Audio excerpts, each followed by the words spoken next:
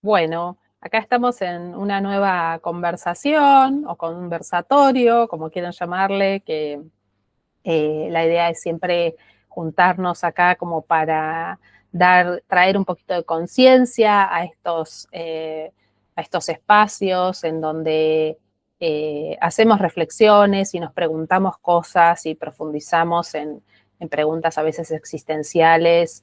Y bueno, la idea es charlar y llegar siempre, digamos, unir, ser puentes y unir y llegar a puntos quizá de concordancia o no, pero lo interesante es tener distintas miradas acerca del ser, de la persona, del trabajo en uno mismo, ¿no? Que es un poco a lo que nos dedicamos todos los que llegamos a este espacio. Así que hoy está invitada Daniela Echeverría, que voy a dejar que se presente ella. Yo, bueno, soy Greta Roisman, soy terapeuta en biodecodificación y coach ontológico, pero me dedico especialmente a el abordaje en decodificación. Así que, bueno, Dani, bienvenida. No nos conocemos, ella está en Buenos Aires, yo en Bariloche, pero bueno, coincidimos y resonamos con esto, así que nos unimos para compartir. Bueno, muchas gracias. Gracias, Greta. Bueno, intercambiamos ciudades, ¿no? Yo soy de Bariloche, estoy en Buenos Aires y viceversa. Tal cual. Entonces, bueno, yo soy Daniela Echeverría, y mi trabajo, mi actividad es ser facilitadora en constelaciones familiares desde hace ya 15 años. Estoy trabajando y he trabajado como docente también en algunas escuelas de formación y doy talleres como consteladora familiar, facilitadora, ¿no? Facilito talleres que no son de formación, sino de experiencia. Además, tengo una formación en experiencia somática, que es un abordaje naturalista del trauma. Es un poco el tema que nos toca hoy, cómo trabajar, cómo abordar lo que llamamos trauma. Y mi mirada, como también soy acompañante digamos, en la diaria con consultantes que hacen sesiones individuales, voy abordando desde estas dos miradas, desde lo sistémico y desde lo somático. Aporto estas dos opciones y que a la vez, desde mi propia experiencia, como lo que seguramente haces vos, Greta, está todo relacionado, no está una cosa separada de la otra. Lo sistémico, lo biológico y el impacto en el cuerpo y en el sistema nervioso de lo que nos fue pasando en la vida, de lo que le pasó a nuestros ancestros. Entonces esto se va mostrando de alguna manera en nosotros, ¿no? Y a esto me dedico. Muy bien, bueno, qué lindo esto de la experiencia somática y sistémica unidas, ¿no? Me imagino que debe ser una un lindo encuentro entre ambas disciplinas. Y como vos bien decís, bueno, la idea era elegir algún tema, ¿no? Porque hay muchos temas alrededor de todas estas abordajes y el trauma nos pareció que podía ser un lugar común en ambos espacios, que yo lo abordo desde la biodecodificación, desde la biología, y desde lo emocional también, y vos lo abordás desde tu lugar, ¿no? Desde tus conocimientos. Y, y está bueno esto de decir, de preguntarte y bueno, y darte el pie para que exploremos un poquito qué es el trauma y qué era el trauma antes y cómo se conceptualiza hoy, ¿no? Porque ha cambiado mucho el concepto de lo que es un trauma en el pasado desde dónde se abordaba y lo que es hoy en día, ¿no? Sí, ¿Cómo lo ves vos? totalmente. Es así, antes se veía como el trauma algo extraordinario, de una situación extrema, y ahora vemos que el trauma es algo bastante ordinario, que nos atraviesa en la vida cotidiana y que tiene mucho que ver con cómo fuimos asimilando las situaciones, porque el trauma no es el evento, sino en todo caso trauma o traumatización, lo que queda depositado en nuestro sistema nervioso y cómo pudimos gestionar un evento, una situación, porque una situación puede ser traumática, pero no necesariamente quedamos traumatizados ante todo lo que genera estrés, ¿no? Que podemos relacionar el estrés con lo traumático. Entonces, el trauma es una palabra griega que quiere decir herida, y de eso no se salva nadie, ¿no? Claro, Todos tenemos heridas que venimos gestionando consciente o inconscientemente a lo largo de nuestra vida, y hay una conciencia individual que trae heridas personales, pero hay una conciencia colectiva, una conciencia familiar que trae heridas justamente de lo colectivo y de lo familiar. Se van como, es jerárquico también, ¿no? Como en el cerebro, en el cuerpo, en las reacciones, en lo sistémico, digamos, la jerarquía en este caso tiene un rol preponderante porque las conciencias individuales están al servicio de las conciencias colectivas. Y las conciencias colectivas son más grandes y tienen una influencia mayor en nosotros. Entonces, por ejemplo, la pandemia es una conciencia colectiva, es algo que quedó como una huella traumática en todos nosotros a nivel mundial. Entonces, no hay nadie que pueda decir, bueno, a mí no me tocó. Por supuesto que podemos no haber quedado traumatizados, pero sí es una experiencia colectiva de trauma en los que cada uno pudo gestionar de una manera diferente y pudimos salir adelante. Algunos otros quedaron traumatizados y otros, la verdad que la pasaron muy mal.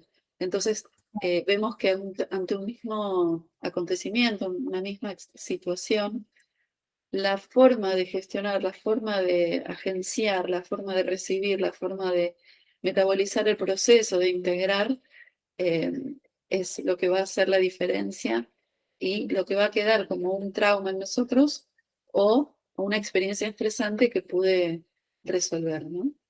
claro. Sí, es como una cicatriz que te queda, ¿no? Es algo que quizá hoy pensás que, bueno, ya lo superaste o bueno, está ahí, pero convivo con eso. O quizá no me pasó a mí, como vos decís, en la pandemia le pasó a alguien más y esa situación a mí también me afectó de algún modo o vi de qué manera ese trauma lo afectaba a esa otra persona. Eh, y a veces no nos damos cuenta cuál es el impacto real que generó en nosotros. Y esto, ¿no? De que me resuena lo que vos decís, que quizá el inconsciente colectivo actúa y nos modifica y nos afecta como inconsciente familiar y luego como inconsciente individual, esto de las jerarquías que vos mencionás, ¿no? Que realmente eh, no nos podemos olvidar que de repente vivimos en un país determinado y eso nos condiciona y estamos criados en una familia determinada y nos condiciona y eso nos va dando un cierto marco de referencia por más de que tengamos una memoria inconsciente individual.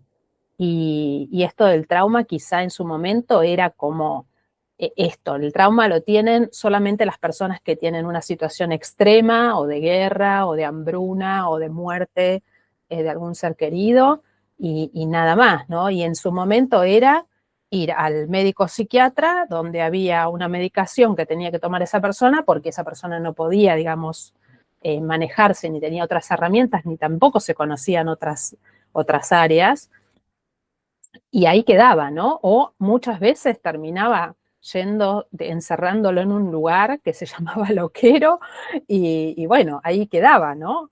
Hoy, por suerte, ha evolucionado tanto que eh, es otra la manera de abordar y hay un montón de capas, ¿no? Y de profundidades que puedan llegar a tener el efecto que pueda provocar el trauma en nosotros, que gracias a la evolución de la ciencia y las terapias alternativas pudimos encontrar otras herramientas mucho más amorosas, ¿no? Mm. Sí, esto de encontrar herramientas amorosas me parece que es la clave, ¿no? Como el acompañamiento, porque en realidad lo que sucede con el tiempo es que mm, digamos, usando también la epigenética, ¿no? Este contexto que rodea la experiencia que estamos teniendo, la neurobiología se desarrolla en función del contexto en el que estamos también. Entonces, nosotros no tenemos un proceso en donde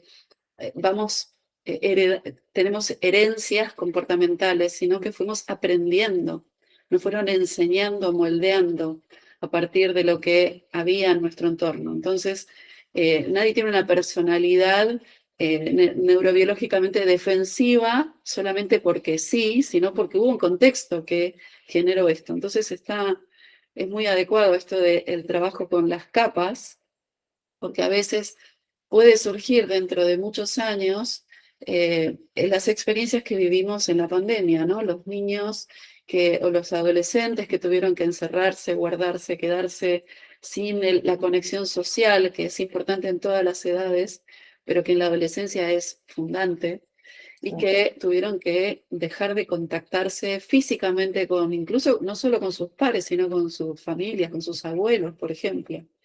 Y puede ser que a muchos esta experiencia quede guardada por mucho tiempo y surja en alguna situación que gatille o sea, años más tarde, ¿no? Claro. Porque las experiencias van agatillando la memoria implícita. Lo que fue guardado, por eso hablamos del trauma como algo más cotidiano y que nos abarca y nos atraviesa a todos. Por supuesto que lo que nos condiciona no necesariamente nos limita si podemos abordarlo, trabajarlo, gestionarlo, recibirlo, sentirlo, aprender a sentirlo. Sí, y ahí te incorporo una segunda pregunta, ¿no? De decir, porque la gente quizá que nos está escuchando puede decir, bueno, yo tengo alguna situación traumática o no, ¿cómo podríamos identificar que de repente sienta que sí, que tengo que trabajar algo porque es un trauma, o qué variedad, qué opciones de trauma podría llegar a haber, digamos, ¿no? ¿Cuáles podrían ser esos gatilladores que nos alerten o nos digan, bueno, quizá estaría bueno trabajarlo porque creo que acá me bloqueé? Bueno, está bueno ver que lo que nos bloquea, nos limita, nos hace ponernos en un lugar de defensa, de estar activados permanentemente o de estar alertas, no una alerta saludable, no un estrés de alertas de una situación que tengo que resolver, sino porque el trauma lo que hace en el cuerpo es que nosotros tenemos, lo que no aprendimos, en definitiva, es a que todo lo que nos pasa, activación y desactivación, es una ola.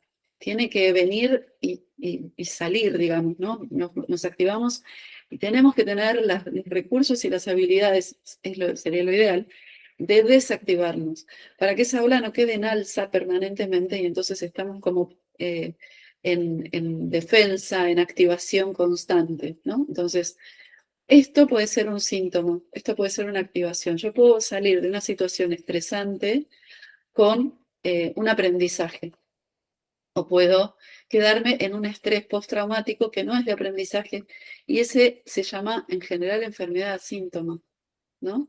Cuando no pude aprender de la situación difícil. Claro. Entonces no me hice más fuerte, aunque en realidad siempre uno puede ponerse en este lugar de capitalizar la experiencia, a veces con el tiempo, y hacerse más fuerte, ser resiliente, que en definitiva es la posibilidad que nos da el trauma.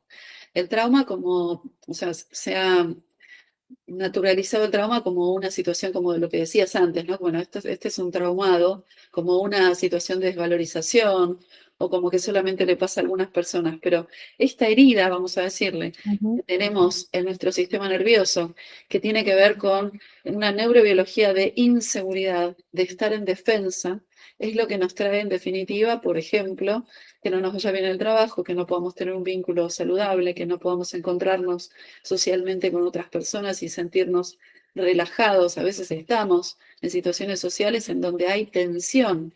Entonces llegamos a casa y la descarga o la sensación es muy alta de haber estado en tensión constante y no sabemos cómo hacer esa descarga, porque es un aprendizaje también, ¿no? claro, cuando fuimos chicos, tener la posibilidad de lo rítmico, ¿no? De la carga y la descarga, de la posibilidad de mover, de ir al cuerpo, de que no quede todo en la mente, en la cabeza, en lo cognitivo, que en realidad es lo último que se desarrolla en la especie incluso, ¿no? Como sí, todo un proceso en donde nos cuesta mucho aprender esto porque no nos lo enseñaron. Entonces, el cuidador secundario, digamos, que es el terapeuta, o eventualmente, bueno, los profesionales de la salud, son los que tienen que tener esta información para poder acompañar esos nuevos reprocesamientos que tiene que hacer la persona para poder superar situaciones de estrés o traumatización que quedaron alojados en el cuerpo, en la fascia, en los músculos, en las mm, tensiones, en la fijación en el cuerpo, ¿no? En los comportamientos, que los claro, comportamientos y la repetición se transforman en síntomas y eso mm, pueden ser enfermedades, por supuesto. Entonces es como una seguidilla de continuidad y cronificación de una situación que no hay recursos. Entonces el trabajo es desde el presente encontrarte con lo que para vos hoy es algo que te impide algún movimiento, sea personal, laboral, vincular, para poder encontrarte con la salida hacia ese lugar hacia donde querés desarrollarte. Y por claro, ahí, en el abordaje, en el cuerpo, encontramos cuáles son los bloqueos y de dónde vienen estos bloqueos. No claro. necesitamos, como en la terapia que es más hablada, saber todo y hablar de todo lo que nos pasó y de dónde viene, como que a veces simplemente abordando el cuerpo y la atención del presente, el cuerpo mismo trae la información que necesitamos. Sí, totalmente. Esta sensación quizá podemos también identificarla como de, de emergencia permanente, sentirnos que tenemos que sobrevivir y que hay algo que nos puede pasar que atenta contra nuestra naturaleza, contra nuestra vida, ¿no? Esta sensación de estar siempre en el estado de supervivencia es como un pequeño tip de decir, bueno, acá hay algo que me está pasando. Puede ser en lo social, puede ser en lo vincular con una persona, puede ser en un espacio, en un lugar donde yo estoy viviendo y me estoy sintiendo de esta manera, donde tengo que competir con el otro o no es suficiente o me siento menos. Y también esta actitud de congelamiento, ¿no? Que puede pasar, quizás yo puedo reaccionar, puedo huir, pero también me puedo congelar y quedarme sin herramientas o sentir que no estoy pudiendo accionar. Eso también es parte de una huella de herida de un trauma realmente, ¿no? Si yo no puedo accionar, también tener en cuenta que eso puede ser una reacción, un residuo, digamos, un residuo emocional de algún trauma vivido, que como vos decís, quizá es sutil, ¿no? Quizá fue una reprimenda de niño permanente, un cercenamiento de decirle no, esto no es así, o no dejarlo llorar, o no dejarlo jugar, o no dejarlo gritar, o lo que fuere, porque sabemos que la etapa infantil es el momento donde se va conformando nuestro regulador emocional. Entonces, ahí también puede quedar esa impronta de decir, bueno, yo de adulto no puedo llorar, no puedo salir de mis límites, no puedo gritar, no puedo decir lo que me pasa, etcétera. Y eso también es parte de esta huella de trauma, ¿no? De esta cicatriz que mencionamos.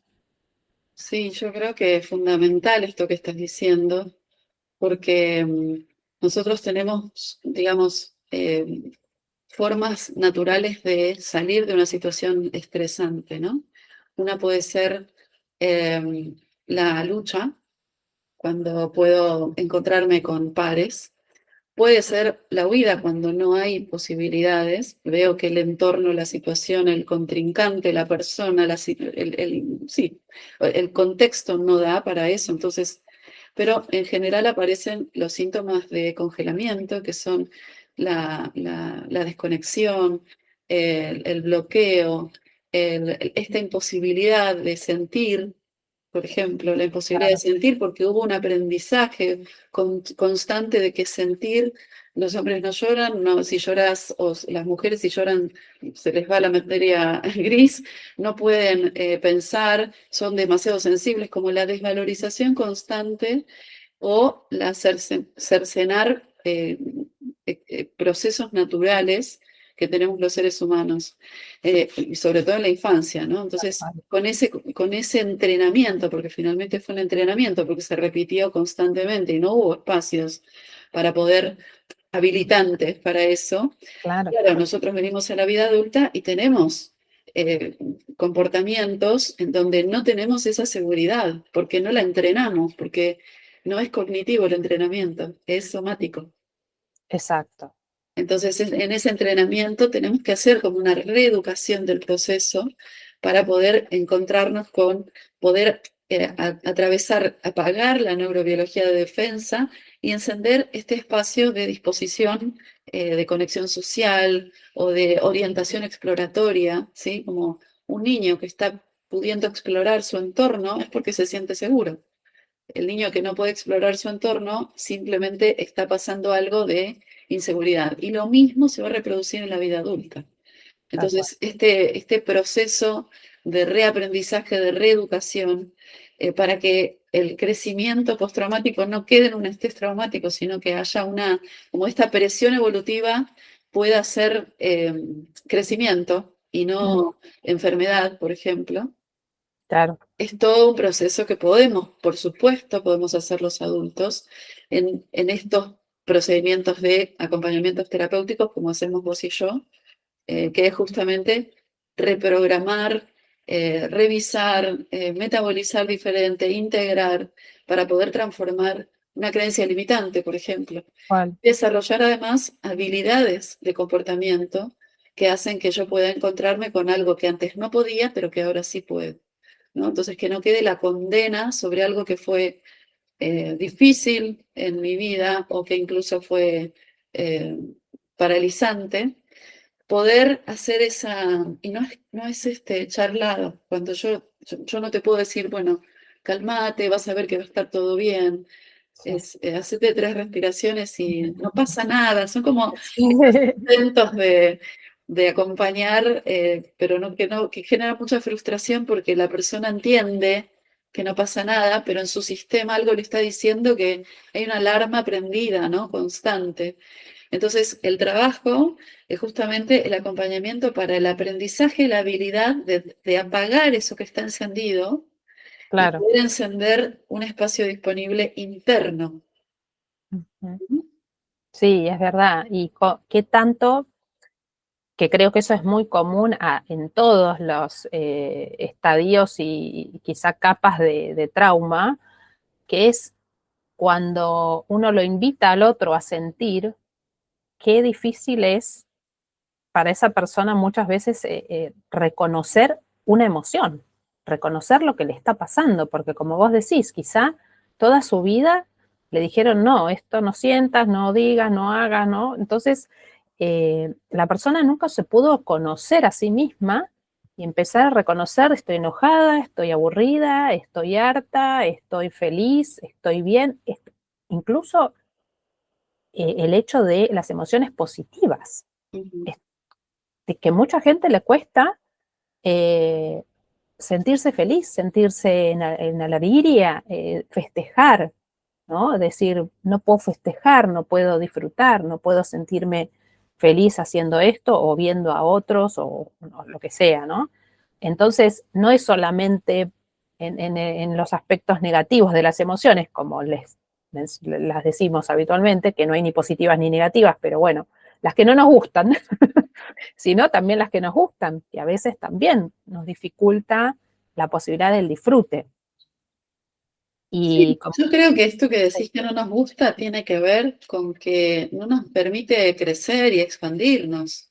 Eso es lo que no nos gusta. No es que es bueno o malo por una cuestión cognitiva o de conceptual, sino que si no nos podemos expresar, si nos sentimos permanentemente en sobreadaptación, si tenemos que estar permanentemente cuidando que no nos dejen, no nos abandonen, no nos critiquen, no nos sentamos humillados o juzgados, y todo eso es un lugar que nos altera demasiado, no tiene que ver con que me guste o no me guste, sino con que no me puedo expresar, que no puedo tener una vida, digamos, la autonomía, el desarrollo de la autonomía es en interdependencia. No puedo generar una autonomía, o sea, sí puedo, pero en algún Sí. punto me voy a tener que, o me No tengo me puedo que me voy a la excluir. selva. Claro, me tengo que excluir en el Himalaya, Claro. pero en algún momento voy a necesitar comida, algo, hay una interdependencia. Sí. Entonces, en una vida más acá, ¿no? Como de la ciudad y de lo que estamos viviendo hoy como sociedad en general, necesitamos desarrollar una autonomía segura, una quietud o que no tenga acoplado el miedo, ¿no? Como que hay que estar todo el tiempo haciendo cosas porque la quietud implica para nuestro sistema nervioso un miedo de que algo está en peligro. Entonces, es todo un aprendizaje nuevo que, como en la infancia estamos desarrollando permanentemente el apego porque estamos apuntando a la supervivencia, porque Mm. dependemos de nuestras figuras de apego, de nuestras figuras de cuidado, no tenemos la posibilidad de desarrollar la autenticidad que está más relacionada con quienes somos, qué sentimos, qué no queremos, cómo nos sintonizamos con realmente nuestras vísceras y decimos, esto lo quiero, esto no lo quiero, siento esto, no siento aquello, esto me gusta, esto me da placer, esto no me gusta. Y entonces, para poder encontrarnos con eso sin la amenaza, tenemos que hacer un proceso interesante de autenticidad y de encontrarnos también con situaciones incómodas, porque hay que atravesar la incomodidad. No quiere decir que el trabajo es estar en modo zen permanentemente y que no nos pase nada, sino en que tengamos los recursos para atravesar las situaciones difíciles, para atravesar la incomodidad porque van a venir igual, porque es lo que Claro. le toca a un adulto, además, ¿no? Sí, Pero ya no somos niños, como encontrarnos con esa conciencia y con los recursos de habilidad y de funcionamiento para poder prestar atención, para poder quedarnos en un lugar, pero salir cuando hace falta, para tener un ritmo adecuado en nuestra vida cotidiana y desarrollar claro. estas habilidades que nos sacan de este congelamiento y de esta situación de que fue aprendida, ¿no? Entonces, Claro. hay Que todo eso. Mm. sí, totalmente. Esto que decís, que justamente es lo que nos atraviesa.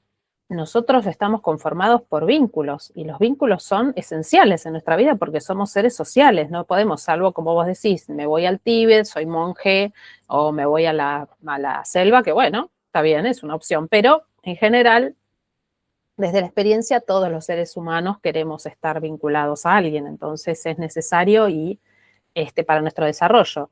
Y ahí está la clave, ¿no? Poder gestionar estos vínculos de mejor manera, tener las herramientas para poder tener vínculos más saludables y que todo esto que hasta lo que hoy somos, lo hemos aprendido. Entonces, dejar esta también tranquilidad, ¿no? A las personas y decirles, se puede desprogramar esta forma. Es como ir a la escuela.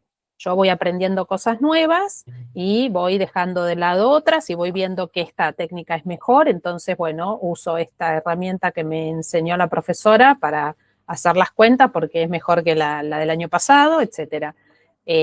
Todo lo que sea, ya sea conocimientos o reacciones o pensamientos, se pueden desprogramar y volver a programar. Es como hacer de nuevo sinapsis entre dos neuronas, pero de otra manera. Y eso es fundamental y es necesario y también generarlo un hábito luego, eso, ¿no? Sí, porque somos seres gregarios finalmente, no podemos estar en contra de nuestra propia naturaleza, somos seres gregarios, mamíferos, vivimos en comunidad, necesitamos del otro para crecer. Pensá que un bebé nace con un 30% de desarrollo de su sistema nervioso y va a necesitar indefectiblemente para el desarrollo biológico de otra persona. Y otra persona que esté en sintonía, porque si no va a tener muchas complicaciones si no está en sintonía. Si su mamá o sus cuidadores, su papá o su mamá, sus cuidadores no saben qué le pasa.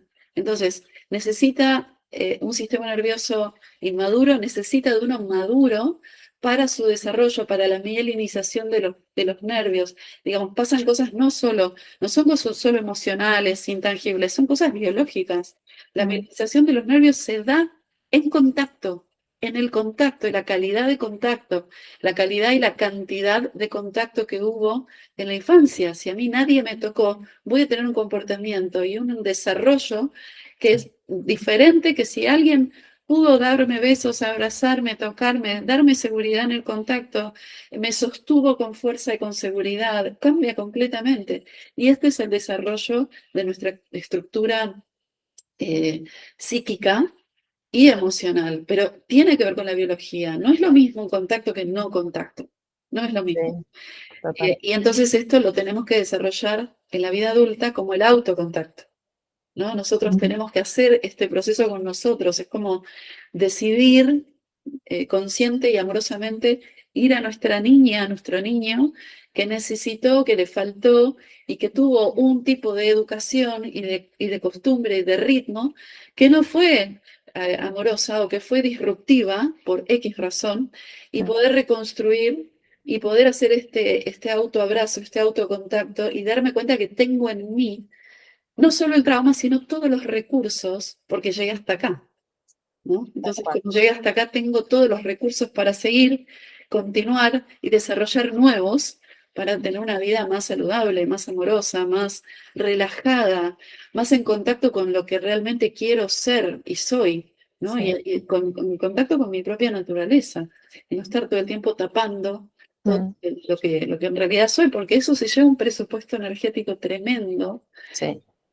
Todos nosotros tenemos máscaras, todos hicimos cosas para que nos vean diferente de lo que realmente sentimos o somos, y eso es muy complejo, porque llegamos a la vida adulta avanzada, Sí. la que decimos, espera, ¿por qué tengo que estar siendo la persona que no soy, mostrando lo que no quiero mostrar? ¿O qué energía se lleva esa imposición, ¿no? Esa postura? ¿Y por qué no puedo ser realmente quien soy con esto?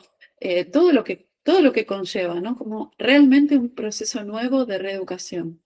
Tal cual. Y es tan simple y tan complejo como empezar a buscar nuestra autenticidad. ¿Cuál es nuestra autenticidad? ¿En qué lugares somos auténticos?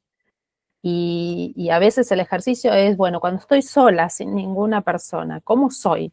¿Y cómo soy cuando estoy con alguien? ¿Y por qué me cuesta ese ser con soy sola? Y cuando estoy con alguien me transformo en otra persona, ¿no? Y ahí también poder estar atentos a ese ejercicio, porque la autenticidad justamente es siempre la que estuvo en juego y estuvo hackeada desde nuestra infancia. Total. Entonces, reconstruirla es complejo, pero se puede. Acá damos fe de eso. Ujú. Sí, a veces uno necesita el acompañamiento, ¿no? Porque justamente uno lo ve desde su distorsión y a veces no tiene herramientas para poder hacerlo. Pero es, sí, como vos decís, no podemos separar lo emocional de la biología y del sistema nervioso, y están los dos unidos, ¿no? La emoción y la biología son necesarias y se necesitan mutuamente para estructurar, para dar forma y para aprender y para ser quienes somos, porque bueno, estamos en una vida en materia, ¿no? No tenemos otra. Y nuestro cuerpo nos acompaña hasta el final de nuestros días. Entonces, esto de registrar nuestro cuerpo, de percibirnos, sentirnos, de sentir, es también que, bueno, lamentablemente venimos de unas generaciones muy poco desarrolladas emocionalmente, entonces nos toca quizá recomponernos y reconstruirnos. Nuestros hijos y nietos probablemente estén un poco más avanzados y más evolucionados en ese sentido, gracias a Dios. Este, Sí, definitivamente hoy tenemos más recursos. Y claro. justamente esto, ¿no? Como cómo fuimos adaptándonos, pero también en esa adaptación superándonos, ¿no? Porque en definitiva, de cada situación difícil, uno saca, o a nivel colectivo, fuimos readaptándonos para seguir y tenemos recursos y fuimos resilientes. Entonces, poder ir a esos lugares. Mira, hay un ejercicio muy, muy sencillo que tiene que ver con esto, que es cuando yo le pregunto a un consultante, bueno, ¿cómo estás? Bien, bien, bien. Y después, si empezamos a hilar un poco más fino, en realidad está viniendo la consulta porque no está tan bien. Y es lo que pasa en general, ¿no? Nosotros vamos a hacer terapia cuando estamos muy mal o en crisis o en Mm, caos total, pero está bueno tener una continuidad para desarrollar cosas que no se pueden desarrollar en la crisis. Se claro. desarrollan luego. Cuando yo pude bajar la carga, hacer de mi espacio un espacio seguro, del encuentro, porque aparte lo que fue, lo que nosotros llamamos trauma, que se desarrolló en el encuentro con otro, en lo vincular, también se desarma en lo vincular, también se desarrolla otra parte en lo vincular. Por eso el acompañamiento terapéutico es tan importante, por eso necesitamos de otros, por eso necesitamos de lo social, de los amigos, del afecto, porque en lo vincular, y sobre todo en los vínculos de más intimidad, ¿no? Las parejas, los amigos importantes, vamos a trabajar cosas que tienen que ver con el desarrollo, que quedaron en una memoria implícita. Pero cuando hablamos de memoria, ¿dónde está la memoria? No está en el cerebro, la memoria está en las células. Claro, Entonces está en el soma, en el cuerpo, en todo el cuerpo, en la fascia, en las vísceras, en los músculos. Entonces cuando vamos a decir, bueno, a ver, ¿cómo me siento? No sé cómo me siento. Bueno, sentí el cuerpo. ¿Cómo siento el cuerpo? Hay tensión, hay distensión, está apoyado, está retirado. Esto es fundamental. Si mm, yo me pongo a percibir, me dispongo a percibir cómo estoy sentada y veo si mi cuerpo está depositado en los apoyos, en los puntos de contacto con la silla, con el piso, en la espalda, donde la tengo apoyada, si estoy cómoda, si estoy incómoda, se empieza por ahí. Para sí, poder entender cómo siento, tengo que empezar por sí. ahí. No hay mucho, no hay un recorrido muy extraordinario tampoco, ¿no? No, no, Vamos no. por ahí. Ok, sí, a veces siento que los pies están apoyados, pero me doy cuenta que un pie lo siento un poco más arriba que el otro, o como si estuviera levantado, y no lo entiendo porque veo, incluso con mis ojos, que están apoyados. Siento que veo que estoy sentada, pero me siento como retirada. Los hombros como no pudiendo hacer la descarga en el lugar de recepción. Y esto es una memoria ancestral de acogimiento, de cómo nos sostuvieron.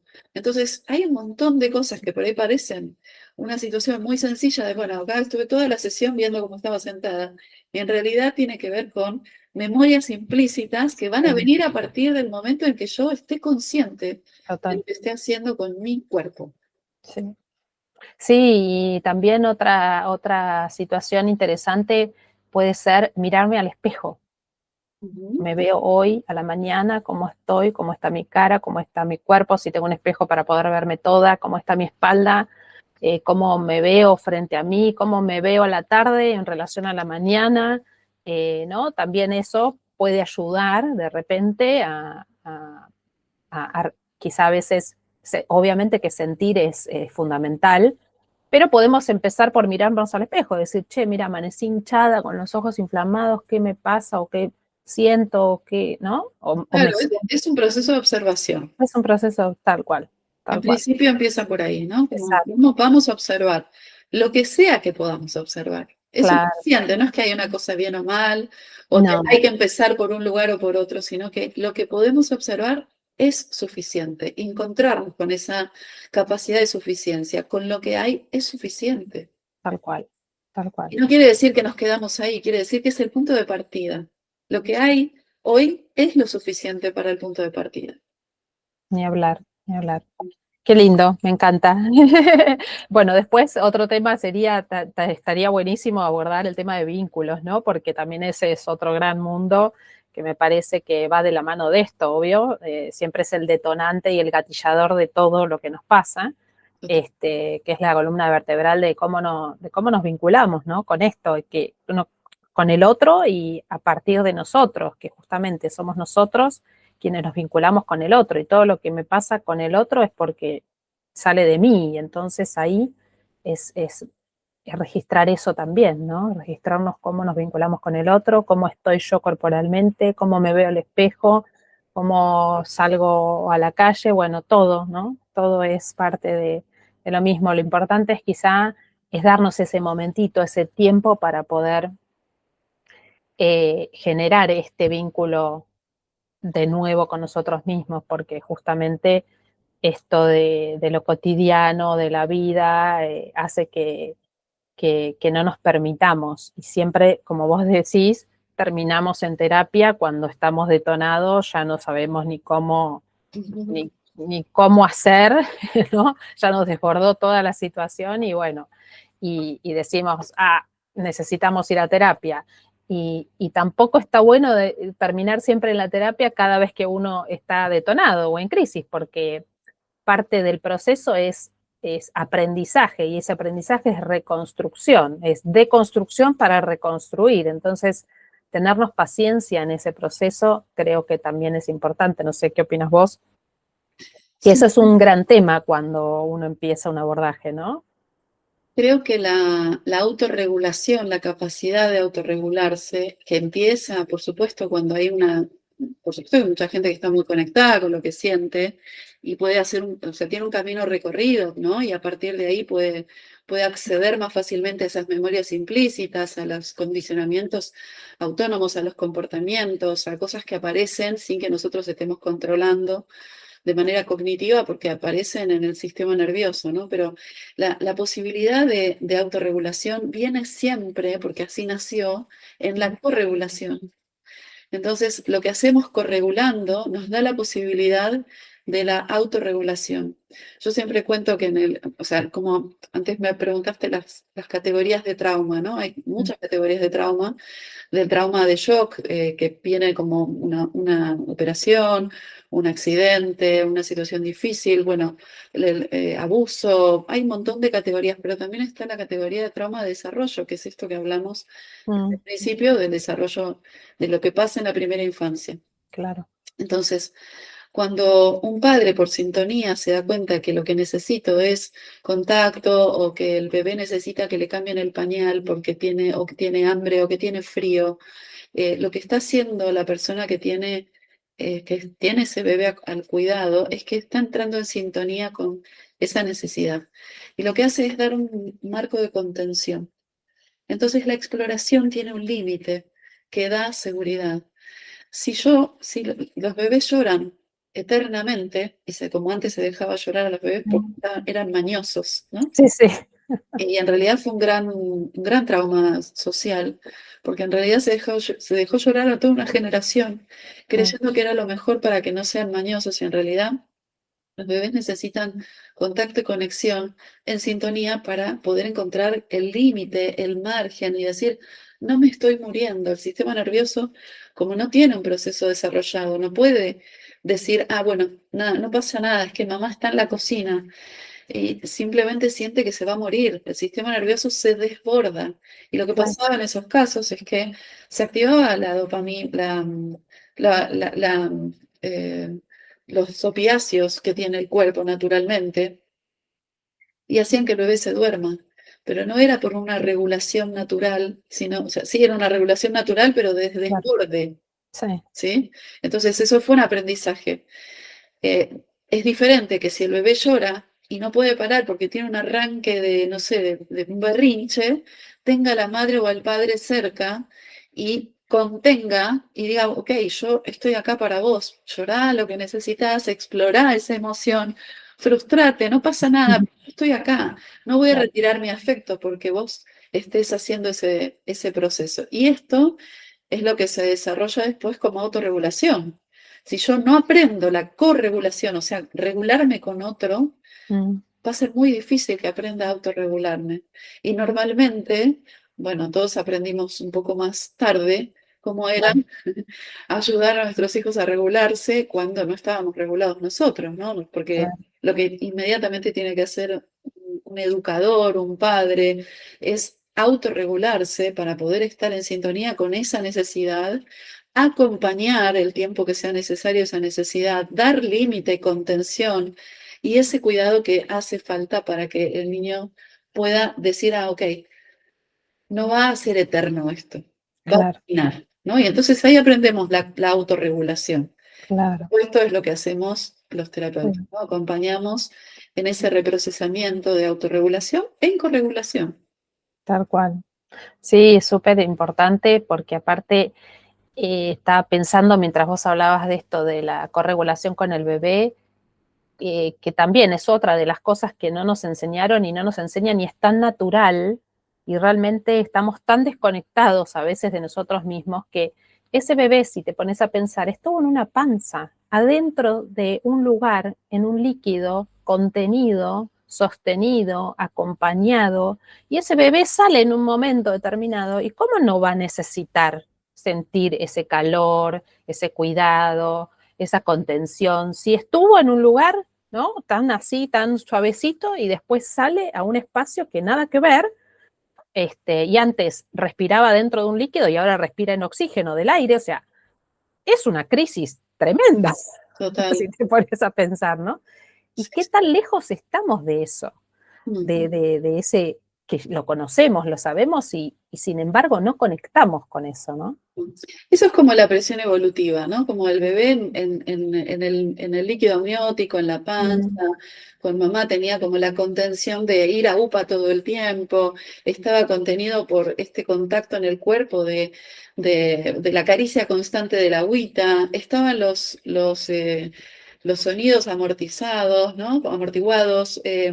latido del corazón de El latido mamá, del su corazón voz, constante como un ritmo. Bueno, el hambre permanentemente saciado, ¿no? Como la sed, claro, el hambre, no estaban estas cosas. Y mirá qué interesante, eso en algún momento termina.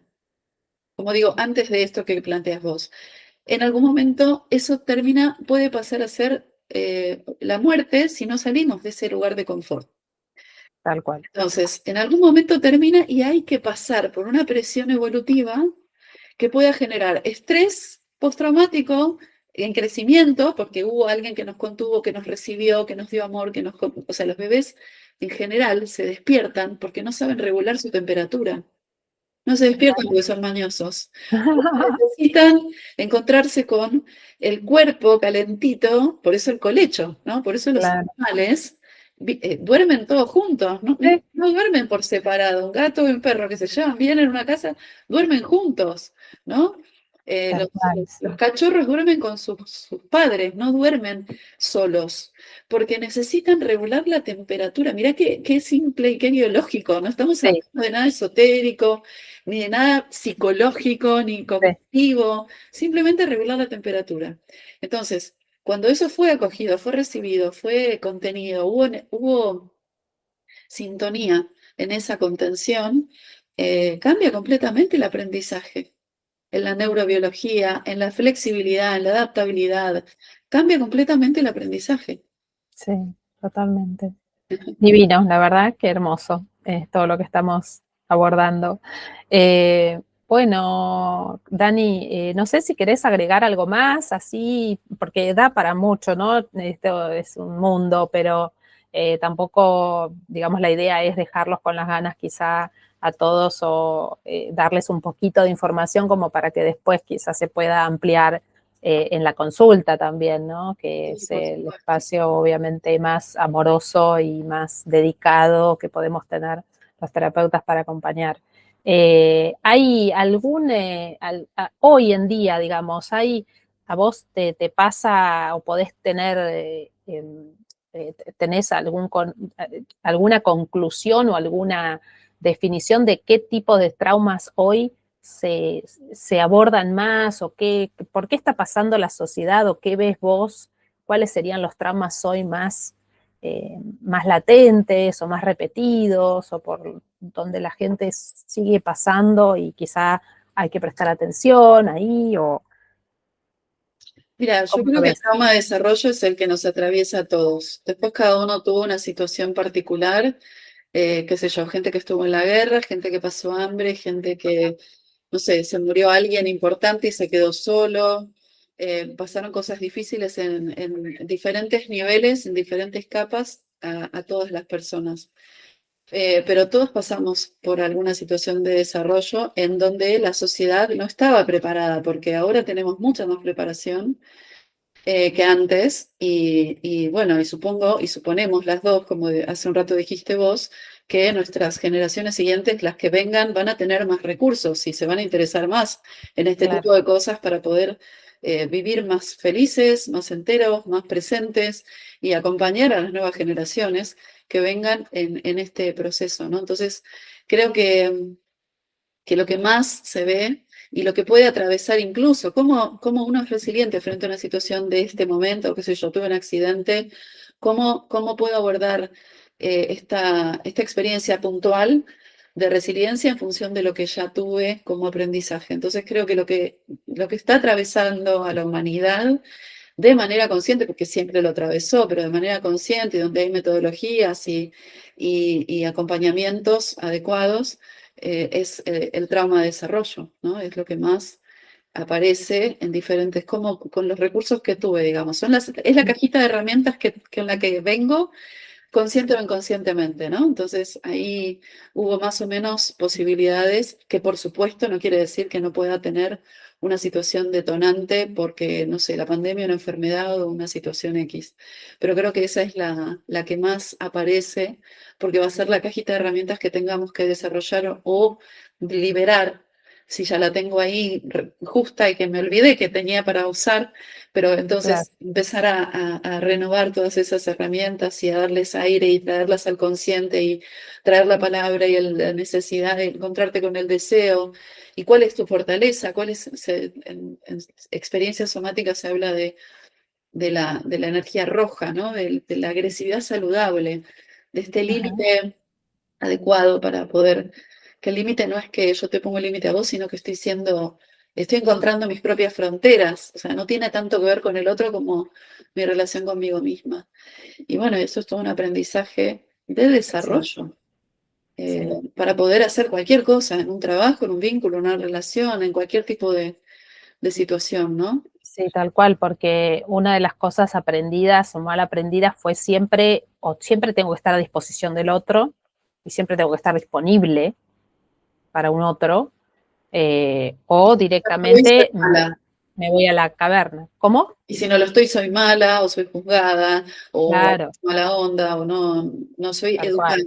cual. Exacto, y ahí empiezan, digamos, a jugar los juicios, ¿no? De lo que se creó en la humanidad. Los juicios, la culpa y el miedo creo que son estigmas que justamente no son emociones, que todos creemos que son emociones y no son emociones, sino que son estructuras armadas desde nuestra propia culturalización, y creer que tenemos que estar dispuestos para todo, ¿no? Porque bueno, eso fue un poco también lo aprendido en nuestra generación para atrás. Bueno, Porque el bueno, miedo se instala como emoción, pero por supuesto que es algo aprendido, porque sí, yo tengo recursos y tuve acompañamiento y alguien en lugar de decirme, no lo hagas, y me acompañó y me dijo, a ver, fíjate acá, yo estoy acá con vos, me quedo, te miro, te acompaño, el recurso que voy a sacar de esa experiencia es completamente distinto. sí. Entonces, Sí, sí, el miedo biológico, ¿no? De decir, es claro, necesario, por supuesto, pero es una reacción instintiva. claro, Ahora, ya cuando pasa a ser crónico, una cosa crónica, ahí obviamente ya es donde estamos hablando de una culturalización del miedo, donde realmente sí, ahí hay un montón de factores que atraviesan, por supuesto, colectivos e individuales, pero total. Por eso la reeducación individual sí, que cada uno puede hacer consigo mismo, ¿eh? Nadie se puede adjudicar eso, creo que es algo que cada uno por su propio proceso decide tomar con voluntad, constancia, con responsabilidad en su propio crecimiento, es fundamental, tal porque cual, eso es lo que va a traer un colectivo nuevo. exacto. Mm. Bueno, Dani, creo que acá podemos hacer un cierre, que la verdad que la conversación hermosa, te agradezco muchísimo por tu compartir y tu sabiduría. Y bueno, nada, queda abierto el espacio para alguna otra propuesta que surja, obviamente que si sale algún otro tema estaría bueno volver a encontrarnos. Gracias. Eh, Contanos un poquito, bueno, dónde te encuentran, cuáles son tus redes, si estás haciendo alguna formación, estás haciendo algún taller ahora, como para que la gente sepa. Ok, sí, me pueden encontrar en Constelar Daniela Echeverría, que es mi Instagram. Ahí están en general todos los datos y todas las cosas que voy haciendo. Doy talleres de constelaciones familiares con un abordaje sistémico y somático por mi propia mirada, mi propia formación. Son talleres de constelaciones en donde pueden ir todas las personas. No son formativos, son experienciales, es para trabajar cada uno su propio tema. Y en general en estos lugares, como se hablan cosas que son comunes a todas las personas, el abordaje es para aprendizaje de todos los participantes, aunque no todos constelan ese día, ¿no? Porque normalmente son de 3 horas y media, 4 horas los talleres. Y bueno, pero todo lo que se da son dinámicas tan basales para todas las personas que son muy ricas para todos. Voy a dar un taller ahora, próximamente el 5 de octubre, el domingo que viene, Bien, un taller grupal y presencial. Y después, por supuesto, hago un acompañamiento terapéutico individual con las personas que quieran hacer 2 veces por mes, o todas las semanas, o 3 veces al mes, cada tanto. Esto es algo que lo vamos charlando de acuerdo a la necesidad y a lo que plantea cada persona de manera individual online. perfecto, buenísimo. Bueno, genial. Igual lo voy a dejar ahí tus datos abajo en la descripción del video. Calculo que esto va a estar saliendo el sábado, Ok, así que bueno, ahí ya lo publicaremos y la gente se enterará. ok. Bueno, Muchas te gracias. mando un beso y Beso grande, estamos en Irene. contacto. Un beso grande. Un abrazo. Gracias.